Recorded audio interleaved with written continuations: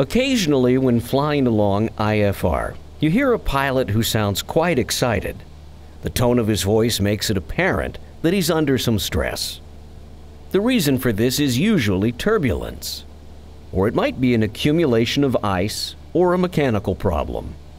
Whatever it may be, the pilot is honestly playing the wrong cards when he allows an event to raise his stress level to the point that he sounds on the radio like he's about to lose control of his fate. Some pilots feel lonely when IFR and bumpy clouds, and that's an understandable emotion.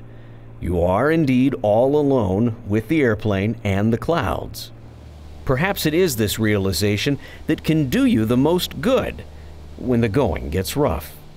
If you realize and acknowledge that only your skill will extricate you from an uncomfortable condition, you're off to a good start. Nobody will handle the controls for you. Nobody will manage the necessary thought processes. Where a controller might give you information or clear you to turn in one direction or another, or change altitude, the actual flying and managing the airplane is yours alone. Not all clouds are bumpy. When the clouds are pure stratus types, it's likely fairly smooth except in wind shear. The nature of weather is such, though when instrument meteorological conditions exist, there may be some bumps. So it stands to reason that we should get as much training and practice in turbulence as possible. The best way to do this is fly simulated instruments with a safety pilot on windy days. Not enough wind to make ground handling a problem, but enough to make the air turbulent. If you happen to be training in the summer, fly at low altitude in the turbulence. Another thing you should really do in training is fly through some little cumulus clouds on an IFR flight plan with your instructor.